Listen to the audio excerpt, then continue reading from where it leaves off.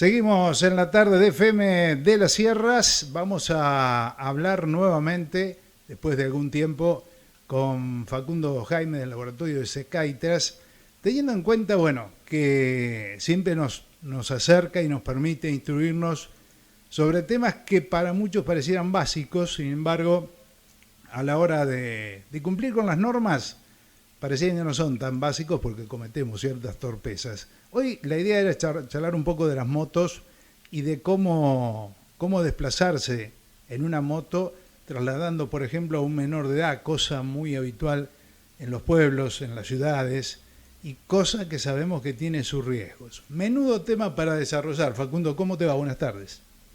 Buenas tardes para todos, espero te encuentres bien por allí. Estamos todos bien. Bueno, lo que decíamos, ¿no? Un tema tan vigente, este de las motos en particular, y aquellos que se desplazan tratando de justamente llevar consigo un menor de edad, por ejemplo. ¿Hasta dónde están alcanzados por las normas? ¿Qué es lo que debo y lo que no debo hacer? Bien, en principio te cuento que la normativa nacional no establece prohibición alguna con respecto al traslado de menores. ¿Esto qué significa? Que el traslado de menores en nuestro país está permitido por ley.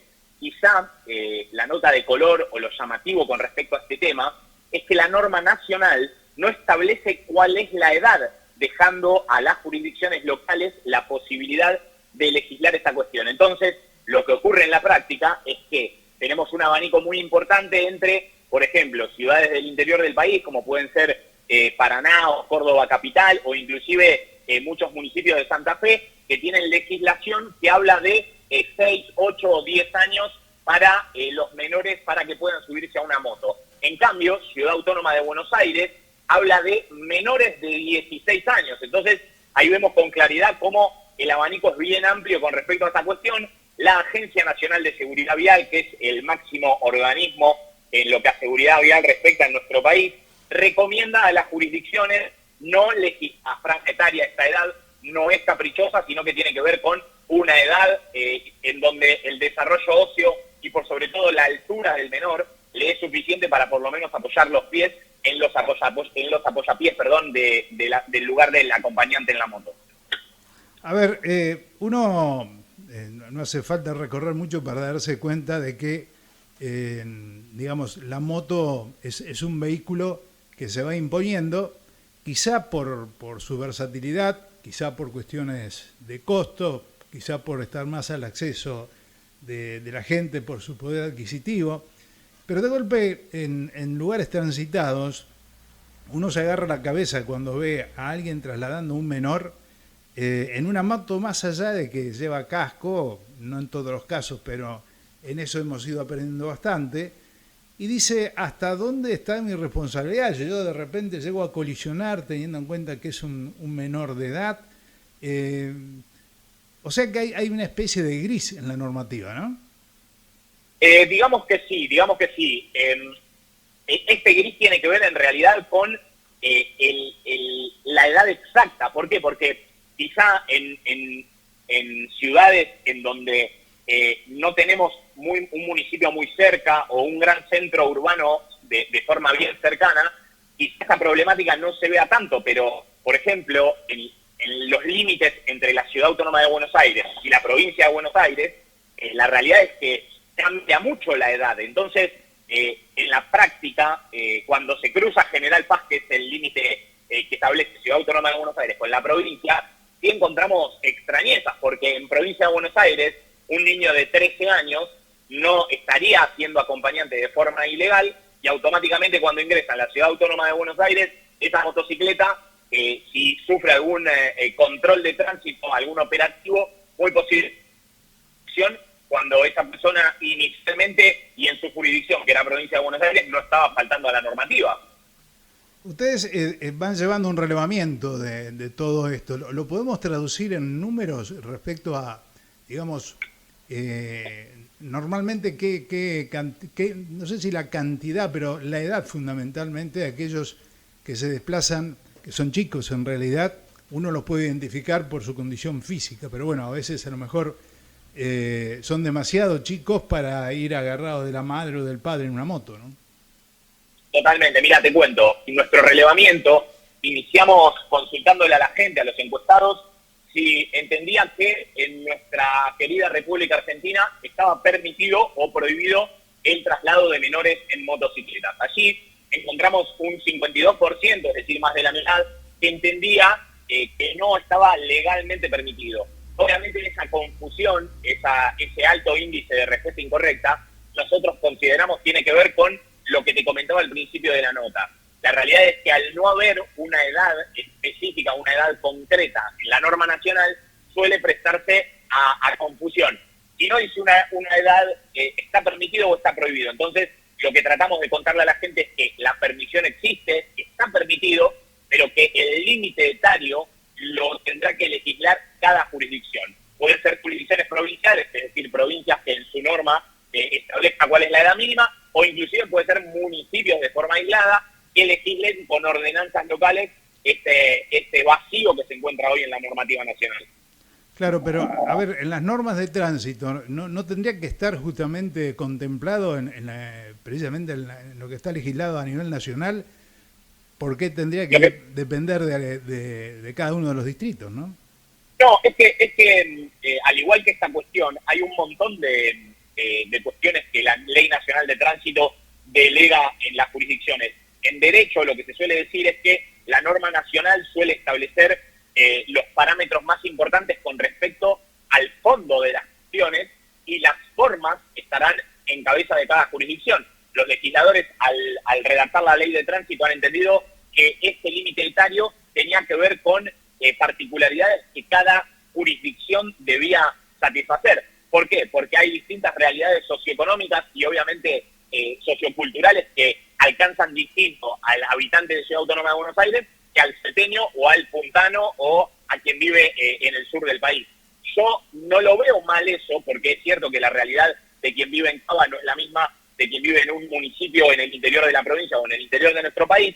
Lo que sí me parecía quizá un poco más lógico es establecer un piso mínimo. O sea, no veo mal dejar a las jurisdicciones la apertura y la posibilidad de ponderar esa edad que hay que colocar en la normativa. Lo que sí quizá me pareció un poco desacertado es no decir a partir de los 10, a partir de los 12 o a partir de los 14, para que justamente haya cierta armonía legislativa en todo nuestro país. Lo que vos decís es real en cuanto a la norma, pero a ver, sabemos de que se está poblando cada vez más de motos. ¿Por qué? Por las cuestiones que hablábamos en el bloque anterior, ¿no? Una cuestión socioeconómica, de gusto o lo que vos quieras, pero también se va poblando cada vez más todo lo que tiene que ver a la parte accidentológica, es decir, los números accidentológicamente hablando de los cuales participan las motos, realmente es alarmante. Y si yo a esto le agrego esto que estamos hablando de que un chico a muy baja edad puede desplazarse, empieza a ser más preocupante todavía, ¿no? Sin duda, sin duda. Yo creo que esta problemática puntual hay que tratar de abordarla entendiendo que el motovehículo, por su naturaleza, cuenta con menos cantidad de medidas de seguridad. Es decir, no tiene chasis, no tiene cinturón de seguridad, no tiene airbag, no tiene dirección asistida, no tiene ABS en los frenos, o mejor dicho, solo tienen motos de gran cilindrada. Entonces, en este contexto, lo que hay que tratar de hacer es educar a la gente para que entienda cuáles son las permisiones y cuáles las prohibiciones arriba de una moto. Cuando tenemos que hablar de permisiones, tenemos que hablar de poder trasladar un menor. Eso está bien, eso está ok.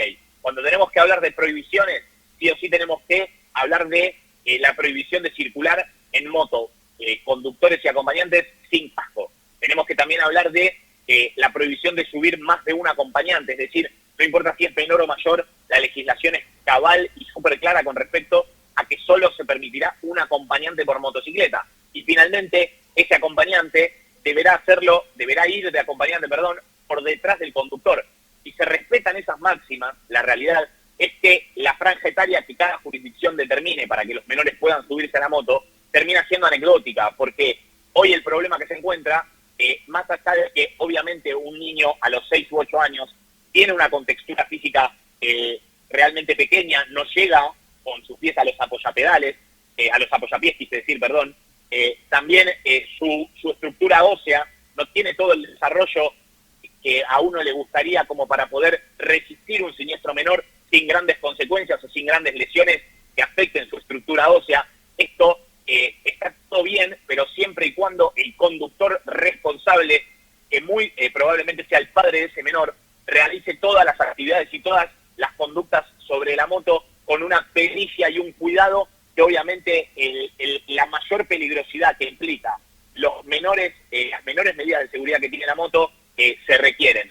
Si nosotros pensamos como conductor de moto que nuestra habilidad o nuestra pericia va a ser el determinante para evitar o no evitar un siniestro, no estamos viendo el contexto entero, no estamos entendiendo que en todo contexto vial nunca vamos a depender solo de nosotros y que por sobre todas las cosas, entendiendo que hay menos medidas de seguridad, hay que utilizar todas al máximo. No puedo dejar de utilizar los espejos retrovisores, no puedo dejar de utilizar las luces de giro. Tengo que tomar una postura en donde la comunicación constante al resto del tránsito sobre mi propio accionar sea fundamental porque, insisto, puede ser la diferencia entre la vida y la muerte, anunciar bien las maniobras que voy a hacer en un motovehículo que obviamente, por también su naturaleza, es un vehículo que tiene mayor agilidad.